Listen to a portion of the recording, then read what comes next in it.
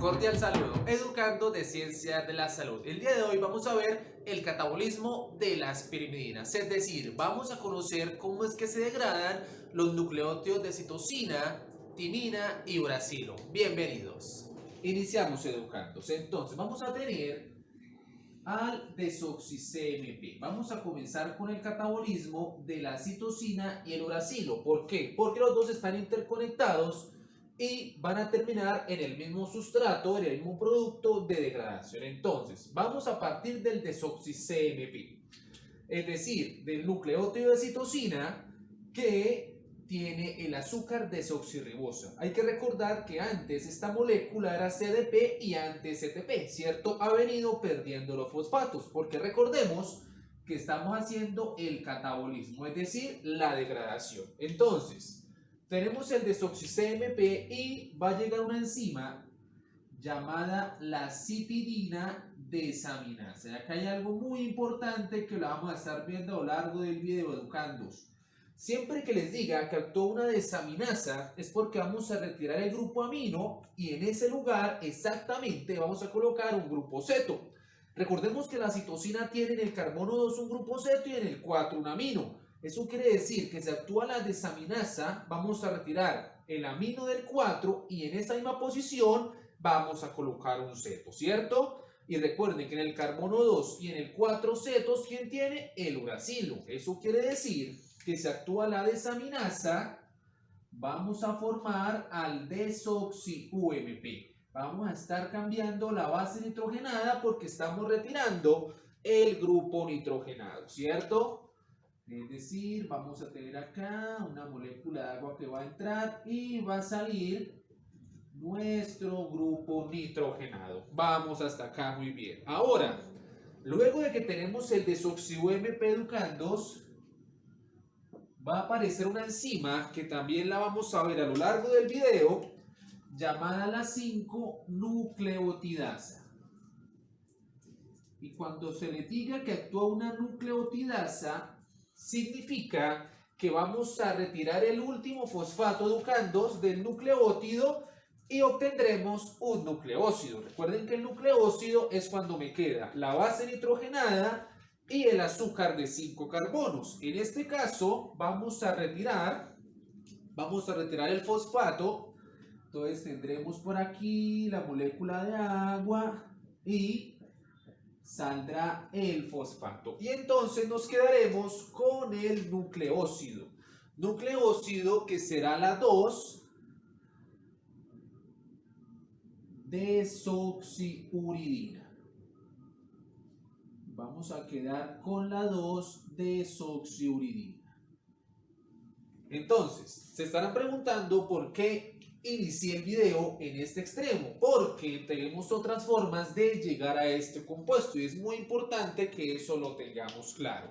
Ahora, también nosotros podemos partir aquí desde la 2-desoxicitidina, es decir, podemos partir desde el nucleócido de citosina que tiene desoxirribosa. Podemos partir desde la 2-desoxitidina y ahí también puede actuar la citidina desaminasa. Y recuerdan que si actúa una desaminasa es porque vamos a retirar un grupo amino y a colocar un ceto, ¿cierto? Entonces va a estar actuando acá la citidina desaminasa. Y vamos entonces a retirar ese compuesto nitrogenado.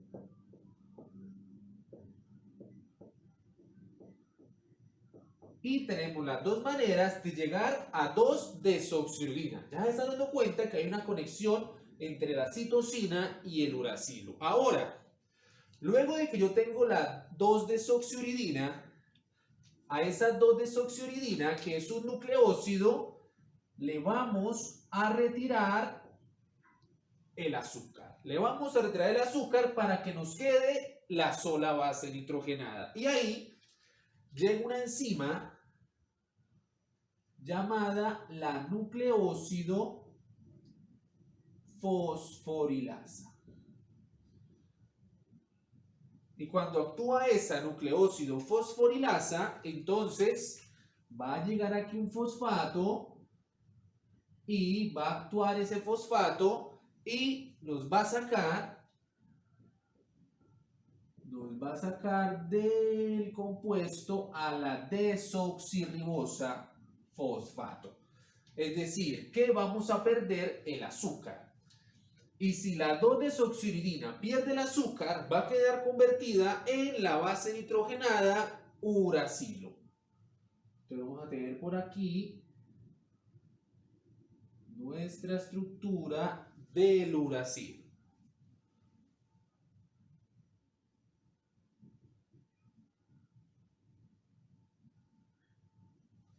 Y este será el uracilo. Entonces, vamos a tener formada en este momento la base nitrogenada, pero aún tenemos que degradar más. Y tenemos otra manera, educandos, tenemos ahora otra manera de llegar al uracilo. Estoy colocándoles todas las maneras para que no haya manera de que en los exámenes les pueda ir mal. Ahora, vamos a tener lo siguiente. Al uracilo puedo llegar desde otra manera. Puedo llegar también si yo tuviera citidina. Es decir, si tuviera el nucleócido de citidina, eso quiere decir, como no es desoxi, quiere decir que tiene ribosa. Significa que esta citidina es de ARN. Ahora, va a llegar una enzima que ya hemos venido viendo llamada la citidina desaminasa. Nuevamente va a llegar la desaminasa, recuerdan educando, retiramos el amino, colocamos el ceto, ¿cierto? Va a llegar acá la molécula de agua y sale el compuesto nitrogenado, de tal manera que la citidina va a quedar convertida en uridina.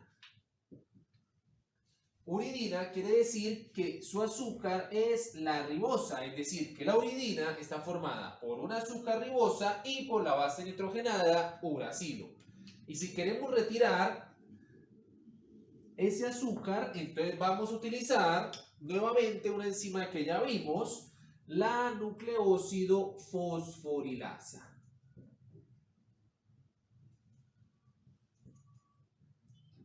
Vamos a utilizar la nucleócido fosforilasa de tal manera que vamos a colocar acá un fosfato inorgánico y va a salir la molécula de ribosa fosfato.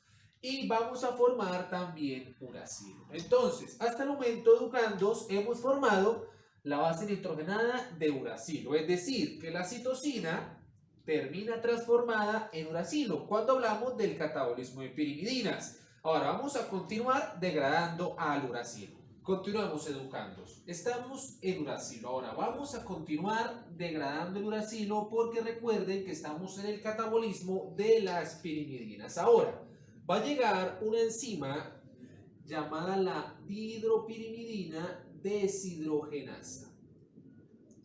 Estas enzimas son nuevas, son específicas de esta ruta metabólica y como es una deshidrogenasa vamos a tener una reacción de oxidorreducción. En este caso el uracilo se va a reducir.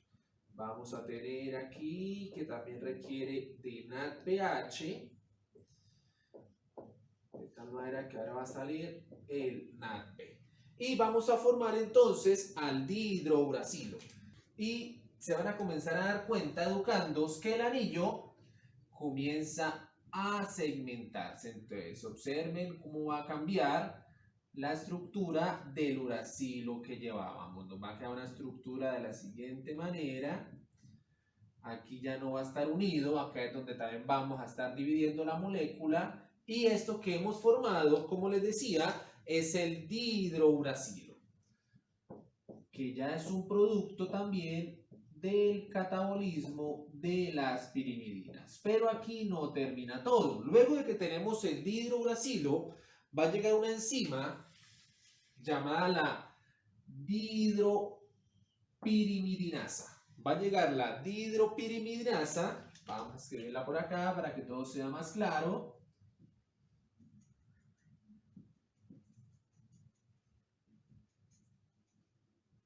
Y la dihidropirimidinasa lo que va a hacer es una hidrólisis, ¿listo? Es decir, vamos a adicionar, educandos, vamos a adicionar nuestra molécula de agua para formar una estructura que les voy a pintar a continuación. Vamos a formar esta estructura.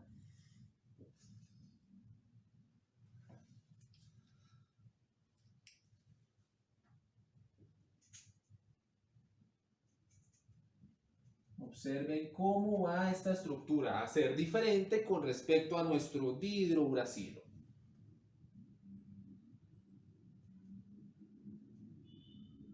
Si observan, ya tenemos moléculas diferentes en este sector y esta estructura que estamos formando es el beta-ureidopropionato.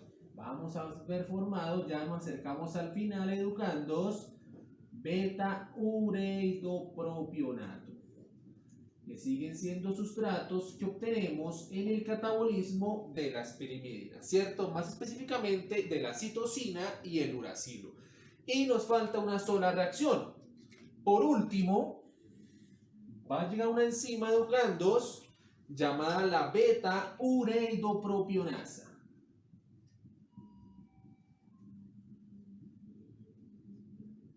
Va a llegar la beta-ureidopropionasa de tal manera que vamos a colocar una molécula de agua y van a salir un compuesto nitrogenado y una molécula de CO2 para formar como tal al producto final del catabolismo,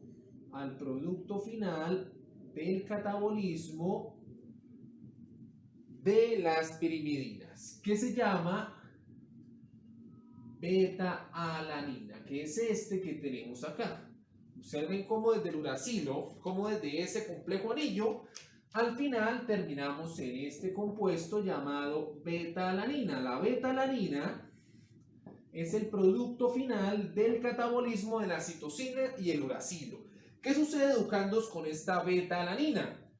Si el cuerpo degrada muchísimos nucleótidos de citosina y uracilo, va a formar beta-alanina. Pero no tenemos inconveniente como si lo tendremos en las purinas con el ácido úrico.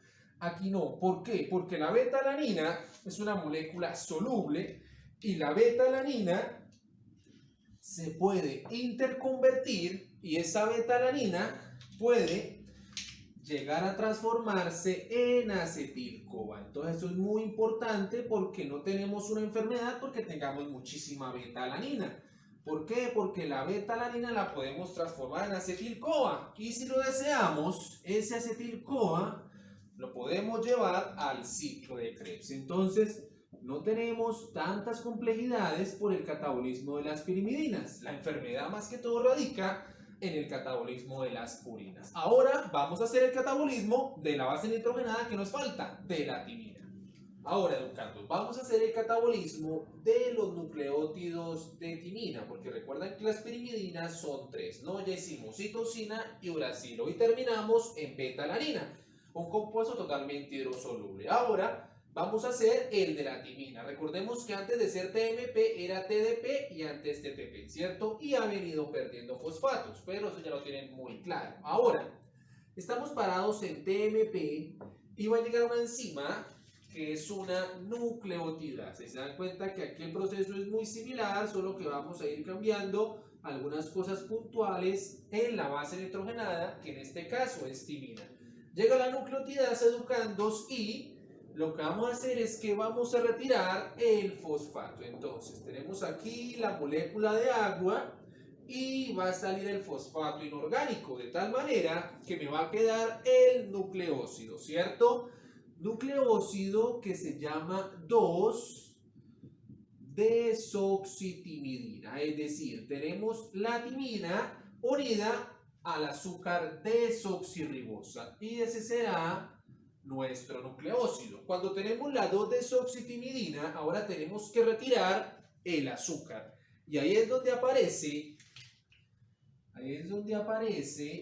la enzima llamada timidina fosforilasa. Va a aparecer entonces la timidina fosforilasa, la cual es la enzima que nos permite catalizar el retiro del azúcar de 5 carbonos, que en este caso es la desoxirribosa. Porque recordemos que estamos hablando de timinas porque estamos en el ADN, ¿cierto? Entonces retiramos el azúcar y vamos a formar entonces a la base nitrogenada timina. Recordemos la estructura de la timina. Vamos a tener por aquí un grupo metil.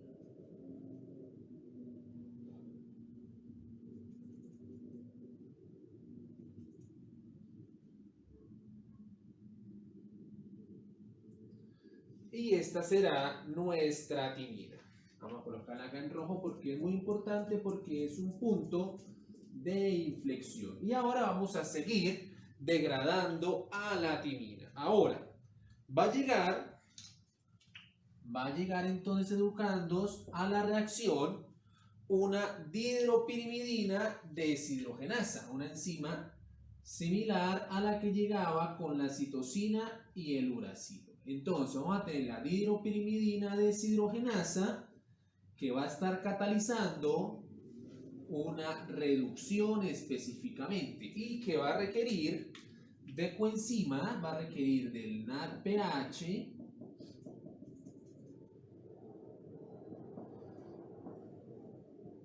que va a estar saliendo como NADP para formar entonces a la dihidrotimina. Es decir, vamos a formar una estructura. Tenemos aquí el grupo metil, pero observan que el anillo comienza nuevamente a abrirse, ¿cierto? Vamos formando nuestra dihidrotimina. Y esta será entonces la dihidrotimina, que es otro paso como tal en el catabolismo de los nucleótidos de timina. Continuamos, educandos. Entonces, hemos formado la dihidrotimina. Ahora, vamos a seguir rompiendo el anillo porque tenemos que llegar al sustrato llamado beta-aminoisobutirato. Entonces, tenemos la dihidrotimina y va a llegar una enzima que es la dihidropirimidinasa. Dihidropirimidinasa, y vamos a hacer entonces una reacción de hidrólisis. Entonces va a llegar aquí una molécula de agua, va a entrar a la reacción y vamos a formar entonces el siguiente compuesto. Y entonces, educando, vamos a formar una estructura llamada el beta-ureidoisobutirato, que es la estructura que estamos pintando en estos momentos en el tablero. Tenemos una línea de rotura y esto que tenemos en estos momentos en el tablero es el beta-ureidoisobutirato, que es uno de los compuestos que formamos en el catabolismo de la timina. Entonces tenemos el beta-ureidoisobutirato y ya solamente nos falta una reacción para llegar al sustrato final, el beta-aminoisobutirato. Entonces ahora va a llegar una enzima que es la ureidopropionasa. Va a llegar entonces, vamos a pintarla así bajando igual que la flecha. Va a llegar la ureidopropionasa, que de lo que se va a encargar, educandos, es de realizar una desaminación. Entonces va a llegar la molécula de agua y va a salir nuestro compuesto nitrogenado y también va a salir una molécula de CO2. Y vamos a formar entonces lo más importante, que es el beta-aminoisobutirato.